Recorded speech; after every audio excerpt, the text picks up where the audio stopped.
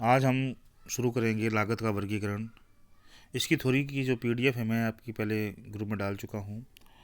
अब हम जो बात करेंगे वो बात करेंगे कि जो लागत है, जो लागत का जो वर्गीकरण है वो समय के आधार पर कैसे होता है। पहले बता करेंगे लागत का वर्गीकरण समय के आधार पर दो प्रकार से होता है, अल्पकालीन लागतें, दूसरा होता है दीर्घकालीन लागतें। अल्पकालीन लागतें या उसको बोला जाएगा शॉर्ट टर्म कॉस्ट, और दीर्घकालीन लागत लॉन्ग टर्म कॉस्ट। ये जो मैं आपको बताऊंगा समय के आधार पर जो लागत का जो वर्गीकरण किया जाएगा, जिसमें AC cost, MC cost, TC, AC, TFC, TVC, AFC, AVC, AC, MC, LAC, LMC, ये जो सारी की सारी जो कोस्ट होंगी, इनका डायग्राम कैसे बनाया जाएगा। तो डायग्राम से पहले हमें ये समझना होगा कि जो लागत का वर्गीकरण है वो समय के आधार पर कैसे होता है। तो स्क्रीन पर आप देख रहे हो लागत का जो वर्गीकरण है समय के आधार पर दो प्रकार से होता है। पहला है अल्पकालीन लागतें, शॉर्ट टर्म कॉस्ट, दूसरा है दीर्घकालीन लागतें, long term cost, long run cost. ठीक है। लॉन्ग दूसरा है, अब जो जो शॉर्ट टर्म कॉस्ट होती है उसको फिर दो भागों में बांटा जाता है। पहला है टोटल कॉस्ट, स्क्रीन पर आप देख रहे हो, जिसको कुल लागत, टीसी, टोटल कॉस्ट या कुल लागत। दूसरा है इकाई या औसत लागत, जिसको यूनिट या एवरेज कॉस्ट बोला जाता है। उसके बाद जो दीर्घकालीन लागतें होती हैं वो दो प्रकार की हो जाएंगी। उसमें आएगा दीर्घकालीन औसत लागत, long long term average cost, दूसरा है दीर्घकालीन सीमांत लागत, लॉन्ग टर्म मार्जिनल कॉस्ट। ठीक है। जो दीर्घकालीन लागतें हैं वो दो प्रकार की होगी, लॉन्ग टर्म एवरेज कॉस्ट, दूसरा होगा लॉन्ग टर्म मार्जिनल कॉस्ट।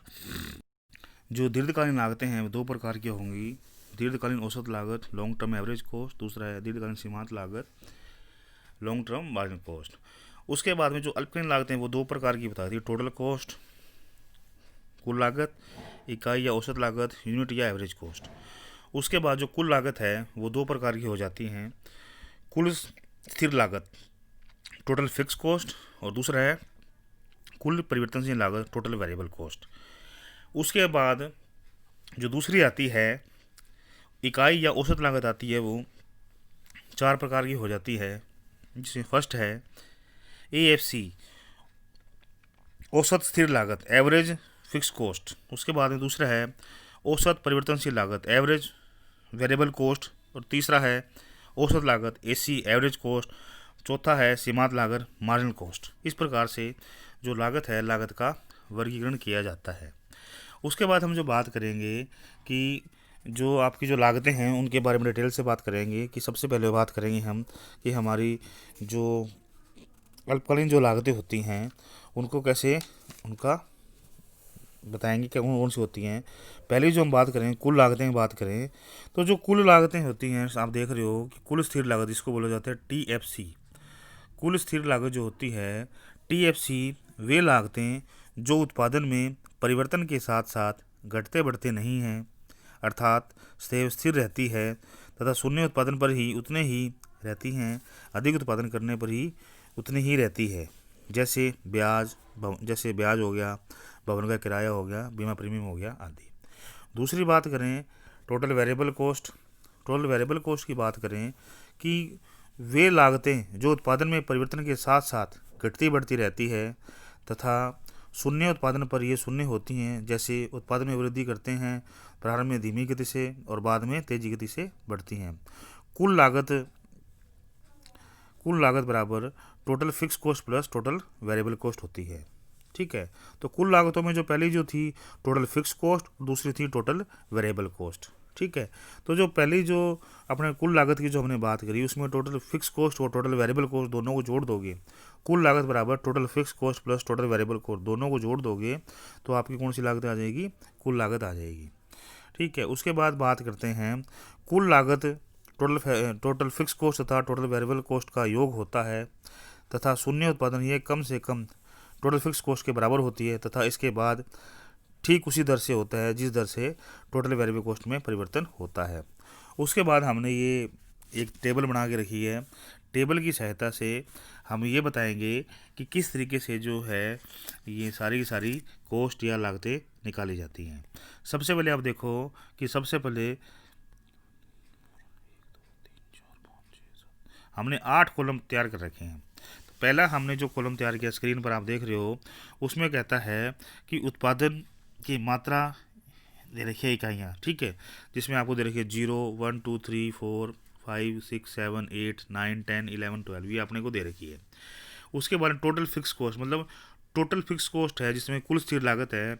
मैंने आपको ये बताया था कि वे लागतें जो उत्पादन में परिवर्तन के साथ साथ घटती बढ़ती नहीं है, अर्थात सदैव स्थिर रहती है तथा शून्य उत्पादन पर ही उतनी ही रहती है जितनी अधिक उत्पादन करने पर ही रहती है, जैसे ब्याज है, भवन का किराया है, बीमा प्रीमियम, तो टोटल फिक्स कॉस्ट होती है। तो इसमें टोटल फिक्स कॉस्ट अब हमने दे रखी है 100, मानना है हमने ये उदाहरण लिया है 100 है हमारी जो टोटल फिक्स कॉस्ट है वो 100 है। तो एक जीरो से लेकर जो 12 इकाइयाँ जो हमें दे रखी हैं 0 1 2 3 4 5 6 7 8 9 10 11 12 दे रखी है, सब में हमने इसमें 100 कर दिया है। उसके बाद में जो बात करते हैं टोटल वेरिएबल कॉस्ट, ठीक है, टोटल वेरिएबल कॉस्ट जो है कि मैंने आपको ये बताया था कि कुल परिवर्तनशील लागत या टोटल वेरिएबल कॉस्ट वे लागतें जो उत्पादन में परिवर्तन के साथ साथ घटती बढ़ती रहती है, शून्य उत्पादन पर शून्य होती हैं तथा शून्य उत्पादन पर शून्य होती है तथा जैसे उत्पादन में वृद्धि करते हैं तो प्रारंभ में धीमी गति से और बाद में तेजी गति से बढ़ती हैं, ठीक है, टोटल वेरिएबल कॉस्ट। तो टोटल वेरिएबल कॉस्ट में हमने ये एक उदाहरण दे रखा है जिसमें 0 5 9 12 14 18 25 35 50 70 100 140 और 190, ये हमने डाटा इसमें हमको दे रखा है, ठीक है। अब हम क्या बात करेंगे, अब हम ये बात करेंगे जो चौथा कॉलम जो हमने लिया है उसमें हमने बात करी है कि टोटल कॉस्ट कैसे निकालनी है। तो मैंने ये बताया था कि जो टोटल फिक्स कॉस्ट होगी, total fix cost plus total variable cost दोनों को जोड़ दोगे तो आपकी कौन सी लागत आ जाएगी, कुल लागत आ जाएगी। जैसे कुल लागत बराबर टीएफसी तथा टीवीसी का योग होता है। शून्य उत्पादन यह कम से कम टीएफसी के बराबर होती है तथा इसके बाद ठीक उसी दर से होती है जिस दर से टीवीसी में परिवर्तन होता है। तो टोटल कॉस्ट मतलब total fix cost plus total variable cost दोनों को जोड़ दो तो आपकी टोटल कॉस्ट आ जाएगी। टेबल में आप देख रहे हो कॉलम नंबर 2 और कॉलम नंबर 3 को हमने जोड़ दिया तो हमारी ये टोटल कॉस्ट आ गई 100 105 109 112 114 118 125 135 150 170 200 240 और 350, ये हमारी आ गई टोटल कॉस्ट आ गई है, ठीक है। अब उसके बाद करें AFC, नेक्स्ट जो हमारा जो कॉलम है वो है पांचवा जो कॉलम है हमारा AFC, एवरेज फिक्स कॉस्ट, मतलब हमें एवरेज फिक्स कॉस्ट निकालनी है। तो ठीक है, तो एवरेज फिक्स कॉस्ट निकालने के लिए हम क्या करेंगे, जो कॉलम सेकंड है उसमें कॉलम 1 का भाग दे देंगे, ठीक है। तो एवरेज फिक्स कॉस्ट निकालनी है तो उसमें कॉलम सेकंड में कॉलम 1 का भाग दे देंगे। जैसे भाग दिया 100 में 0 को भाग देंगे, पहले में कुछ नहीं आएगा, फिर 100 में 1 का भाग देंगे 100 आए में, 100 में 2 का भाग देंगे 50 आएंगे। इस तरीके से हम कॉलम सेकंड में कॉलम फर्स्ट का भाग देंगे तो हमारा टोटल एवरेज फिक्स कॉस्ट आ जाएगी। फिर उसके बाद हम जो नेक्स्ट जो बात करते हैं average variable cost, average variable cost में करेंगे कॉलम थर्ड में हम फर्स्ट का भाग देंगे, कॉलम थर्ड में हम फर्स्ट का भाग देंगे तो हमारी जो आएगी, पहले में तो आएगी, थर्ड में आप फर्स्ट का भाग दीजिए, पहले में तो आएगी 0, दूसरे में आएगी 5 में 1 का भाग दिया 5, फिर उसके बाद 9 में 2 इसमें भाग दिया, 9 में 2 का भाग दिया 4.5, फिर 12 में 3 का भाग दिया तो 4, इस तरीके से आएगी। कॉलम थर्ड में 1 का भाग दे देंगे। फिर उसके बाद में निकालनी पड़ेगी हमें एसी कॉस्ट निकालने के लिए फोर्थ कॉलम में जो हमारा फोर्थ कॉलम होगा, टोटल कॉस्ट है, फोर्थ कॉलम में हम किसका भाग देंगे, फोर्थ कॉलम में हम 1 का भाग देंगे, नहीं एसी निकालने की फोर्थ कॉलम में हम फोर्थ कॉलम जो निकालना है उसमें हम देंगे जो हमारा जो हमें एसी कॉस्ट निकालनी है तो एसी कॉस्ट निकालने के लिए हम क्या करेंगे, फोर्थ कॉलम में 1 का भाग देंगे, फोर्थ कॉलम में 1 कॉलम का भाग देंगे, या पांचवा कॉलम और छठा कॉलम, पांचवा कॉलम जो और छठा कॉलम है हमारा AFC और AVC, उन दोनों को जोड़ लगा दो तो हमारी एसी कॉस्ट आ जाएगी, या फोर्थ कॉलम में फर्स्ट कॉलम का भाग देंगे तो इस तरीके से हमारी एवरेज कॉस्ट आ जाएगी। उसके बाद नेक्स्ट है मार्जिनल कॉस्ट। मार्जिनल कॉस्ट निकालने के लिए हम क्या करेंगे, मार्जिनल कॉस्ट निकालना चाहते हैं तो मार्जिनल कॉस्ट निकालने के लिए हम करेंगे जो थर्ड जो हमारी दे रखी है टोटल एवरेज कॉस्ट है उसका करेंगे, पहले में तो कुछ नहीं आएगा, डेस आएगा, उसके बाद थर्ड में दे रखा है 5 आ जाएगा, 9 में से 5 के 4 आ जाएगा, और 12 में से 9 के 3 आ जाएगा, 14 में से 12 के 2 आ जाएंगे, 18 में से 14 के 4 आ जाएंगे, 25 में से 18 के 7 आ जाएंगे, 35 में से 25 के 10 आ जाएंगे, 50 में से 35 के 15 आ जाएंगे, 70 में से 50 के 20 आ जाएंगे। इस तरीके से 30, 40, 50 ये सारा आ जाएगा।